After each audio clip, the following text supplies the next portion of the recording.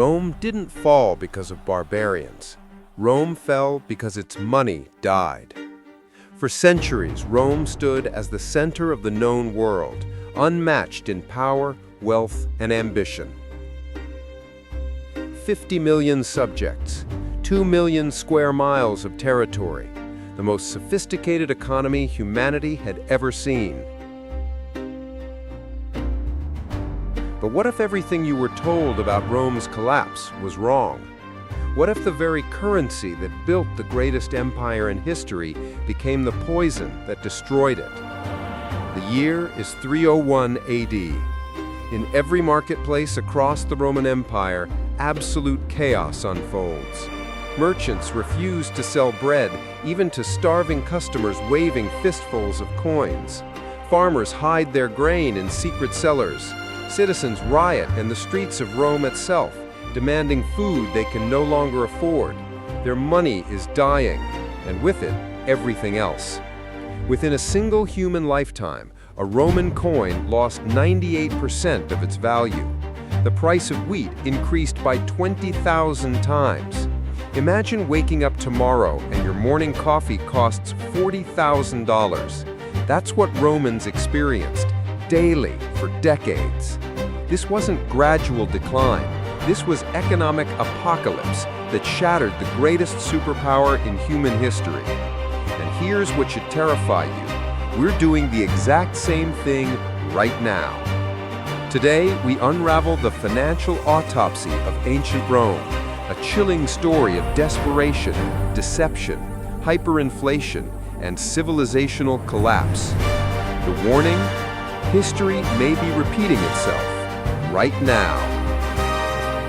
This is Empire of Money, where we uncover how money built and destroyed the greatest civilizations in history.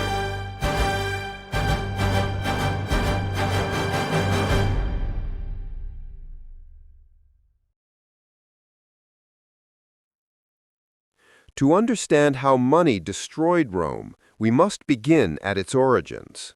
Rome was not born as an empire of gold. It started as a humble republic of farmers and soldiers, perched on 7 muddy hills above the Tiber River. In its early centuries, wealth was measured in land, cattle, and military service. Money existed, but it was secondary. Rome's economy ran on duty, discipline, and expansion. A man's worth was determined by how many acres he farmed and how many battles he'd won. The first Roman coins, the ace rude, were crude bronze lumps, far from the shiny silver denarii you imagine. They were barely coins at all, more like standardized chunks of metal that proved you had something of value.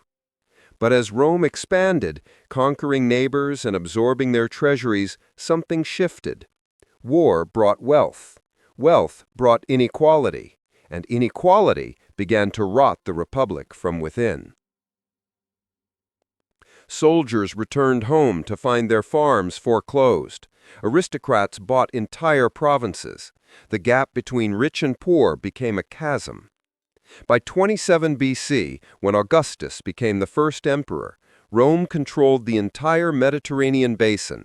50 million people, 2 million square miles of territory. Roman engineering was legendary, roads that still exist today, aqueducts that defied physics, concrete stronger than anything built for 1,000 years after Rome fell. This was the first globalized economy. Spanish olive oil sold in Alexandria. Egyptian grain fed Roman citizens. Asian spices flavored aristocratic banquets, all flowing through a single integrated trade network that spanned 3 continents. And funding all this? The denarius. Rome's silver coin appeared around 211 BCE, minted during the desperate days of the Second Punic War against Hannibal. When Hannibal was literally at Rome's gates, threatening to destroy the Republic, Rome created the denarius to fund the war effort. It worked. They won. When Julius Caesar minted a denarius, it contained 95% pure silver. This wasn't just money, it was a promise, a guarantee of value that became the bloodstream of the empire. You could take a denarius minted in Rome and spend it in Alexandria, Londinium, or Jerusalem. Everyone trusted it. Everyone wanted it. The denarius was the US dollar of the ancient world, the global reserve currency. The Roman treasury at its peak held more precious metal than any government before or since until the modern era. Senators literally swam in wealth. Common soldiers retired with small fortunes. But here's the paradox. Every empire that adopts money eventually becomes addicted to it. Rome was no different. And that trust, that sacred promise stamped on every coin, was about to be betrayed in the most catastrophic way possible. The problem started with Rome's greatest strength, its military. By the 2nd century AD, under Emperor Trajan, the empire had expanded to its natural limits. The Rhine to the north, beyond lay endless Germanic forests. The Danube to the east, steppe nomads and hostile kingdoms. The Sahara to the south, desert. The Atlantic to the west, the edge of the known world. Expanding further was strategically impossible and economically pointless. Every new conquest brought diminishing returns, more cost than benefit. But Rome had built the most expensive military machine in human history. 30 legions, over 150,000 professional career soldiers, another 200,000 auxiliary troops, all expecting regular pay, retirement bonuses, equipment, supplies, food, medical care. The annual military budget consumed nearly 75% of Rome's total revenue. 75% just to maintain the status quo. Here's the problem. When you're conquering new territories, this works perfectly. You loot the conquered lands, seize their gold and silver mines, the conquests pay for themselves. It's a self-funding expansion. But when you stop expanding, suddenly you have a massive standing army with no new loot to fund it. The war machine that built the empire becomes a parasitic drain on the empire. Emperor Marcus Aurelius faced this crisis first. In 166 AD, a devastating plague swept through the empire, possibly smallpox, brought back from soldiers returning from campaigns in the east. It killed 5 million people. 1 in 10 Romans dead within 5 years. The tax base collapsed overnight. Entire provinces couldn't pay their tribute because half the population was dead or dying. At the exact same moment, Germanic tribes sensed weakness and pressed against the northern frontier. They crossed the Danube in numbers Rome had never seen before. Entire Roman towns were sacked. Refugees flooded south. Marcus needed more military spending, not less. More legions, more fortifications, more supplies. Marcus had 3 choices. 1. Raise taxes on an already devastated plague-ridden population, risk revolt. 2. Cut military spending and risk barbarian invasions, risk the empire's collapse. Or 3. Find another way to pay the bills. He chose door number 3, the beginning of the end.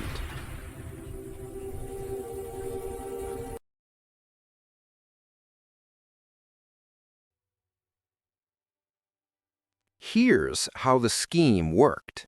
Instead of minting coins with 95% silver, Marcus ordered the imperial mints to reduce the silver content to 75%. That difference was pure profit for the imperial treasury. The coins looked identical. They weighed almost the same. The average citizen couldn't tell the difference. It was the perfect hidden tax. Ancient money printing. For a few years, it worked. The treasury balanced. The army got paid. Most Romans had no idea they'd been robbed. But then Marcus's successors realized a dangerous truth. They could fund wars and buy loyalty, not by earning wealth, but by creating it. So Rome's money looked the same, weighed the same, spent the same, but inside, the silver was gone. Hidden theft on a massive scale. Sound familiar? Starting with Nero, emperors debased the coinage relentlessly. If reducing silver by 20% was good, why not 30? Why not 50? Septimius Severus dropped it to 50% silver. Gallienus dropped it to 5. By 270 AD, the silver denarius was basically a copper coin with a thin silver coating that rubbed off in your pocket. Imagine the government announced tomorrow that every dollar bill would now be worth 95 cents, then 90, then 50, then 5, but they still called it a dollar. That's exactly what Rome did. Citizens noticed. In marketplaces, they weighed coins instead of counting them. Every old denarius with real silver content disappeared from circulation. People buried them in clay jars. Archaeologists still find these hoards today. Melted them down, smuggled them out of the empire. This is Gresham's law, discovered 1,500 years later. Bad money drives out good money. When two currencies circulate with different real values but the same face value, people hoard the valuable one and spend the worthless one. The result? The marketplace ground to a halt. Merchants refused worthless coins. Farmers kept crops off the market. The empire that once thrived on coin was now starving because of it. By the year 250 AD, Rome had entered what historians call the crisis of the 3rd century. And crisis doesn't begin to describe it. Prices exploded. A pound of gold that once cost 50,000 denarii rose to 2 million. Wheat soared from 200 denarii a bushel to 330,000. That's not inflation, that's currency annihilation. Unable to pay soldiers with worthless coins, the government authorized the military to take what they needed from civilians. Legions marched through towns, seizing grain, livestock, and supplies. The army that was supposed to protect Romans became an occupying force terrorizing its own citizens. Provinces began breaking away. Gaul declared independence. Britain severed ties. The eastern provinces created their own empire. Rome fractured into 3 separate states. Cities emptied. Villas abandoned. Roads fell into disrepair. Here's something that should haunt you. In 150 AD, Rome was building the Pantheon, an architectural marvel with the largest unreinforced concrete dome ever constructed, still standing today, still the world's largest unreinforced dome. By 270 AD, Roman builders had forgotten how to make concrete. The formula was lost. They'd forgotten their own revolutionary technology. That's not decline. That's civilizational amnesia. That's knowledge dissolving like the silver in their coins. The social fabric disintegrated. Banditry exploded across the countryside. Why farm when raiders steal your harvest? Why trade when payment is worthless? Why follow laws when the government has already broken its fundamental promise to maintain honest money?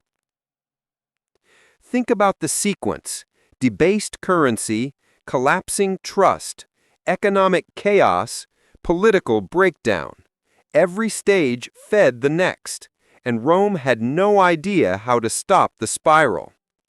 The long-term effects were catastrophic.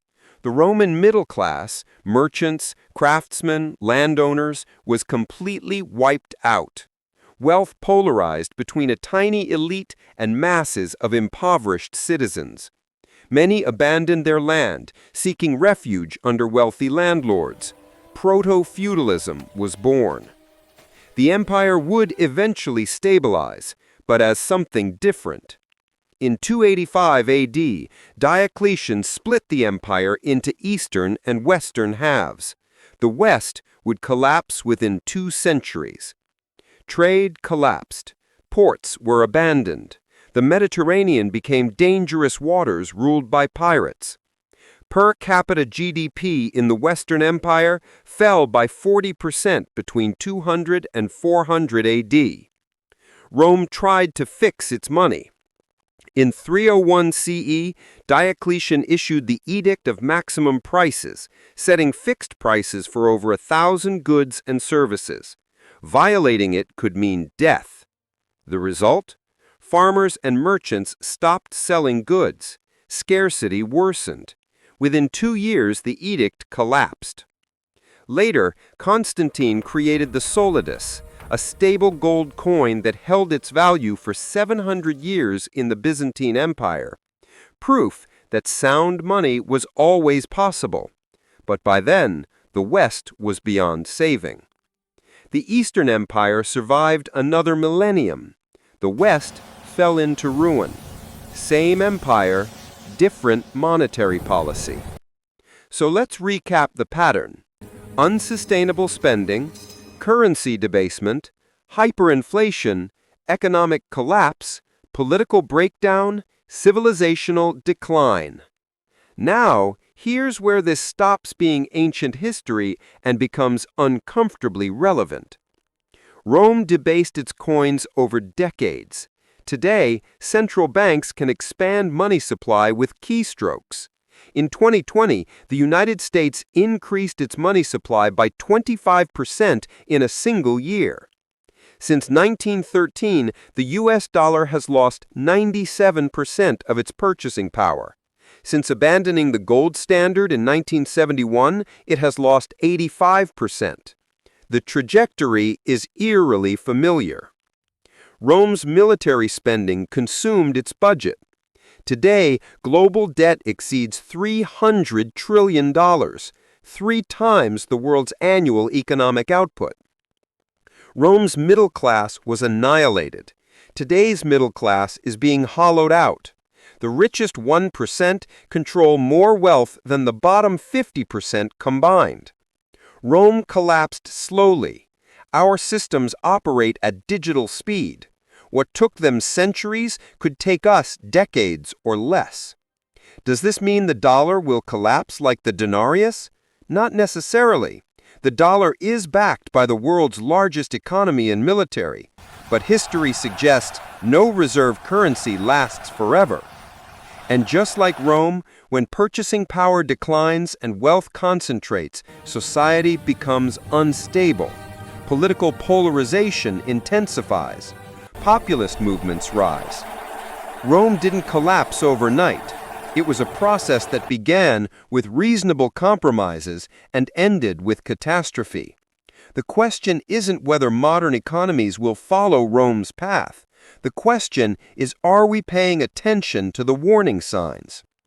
3 lessons from Rome's fall. Lesson 1. Money is trust. Once trust is broken, it never fully returns. Lesson 2. Unsustainable spending always ends badly, no matter how powerful you are. Lesson 3. You can't fix broken money with laws, only with sound money. We're not guaranteed to follow Rome's path, but the warning signs are clear. Currency debasement, massive debt, declining purchasing power, wealth inequality, political instability. We still have choices. We can demand fiscal responsibility. We can support sound money. We can educate ourselves. Or we can keep pretending money printing has no consequences, just like the Romans did right up until their civilization collapsed. This was the very first episode of Empire of Money. If you want to understand the future of money by studying its past, start here. Subscribe and follow every episode as we unravel history's greatest financial collapses, because the patterns that destroyed civilizations don't disappear, they repeat, and they're operating right now, all around us. Because if Rome's story shows us how money can destroy empires, then our next episode reveals what happens when money dies completely. Episode 2, What Survives When Money Fails? We'll examine the real-world collapses of Weimar Germany, Zimbabwe, Venezuela, and Argentina to answer the most critical question. When currency becomes worthless, what actually holds value? Food? Gold? Skills? Community? The answer might surprise you and could prepare you for an uncertain future. Drop a comment. What do you think is the biggest parallel between Rome and today? And here's the harder question.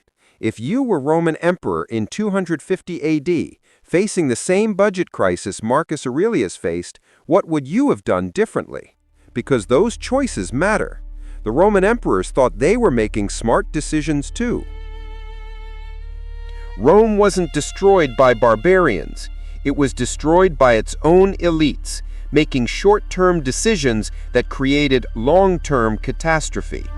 They devalued the currency, broke the trust of their citizens, and watched their civilization crumble. 2,000 years later, we're running the same experiment. The scale is larger, the speed is faster, but the fundamental equation remains the same. Debased currency plus broken trust equals civilizational decline. The question isn't whether we'll face Rome's challenges. We already are. The question is whether we'll recognize the pattern in time, or whether future historians will study our collapse the way we study Rome's. If you want to dive deeper into this topic, I've linked my favorite books on Roman economics in the description.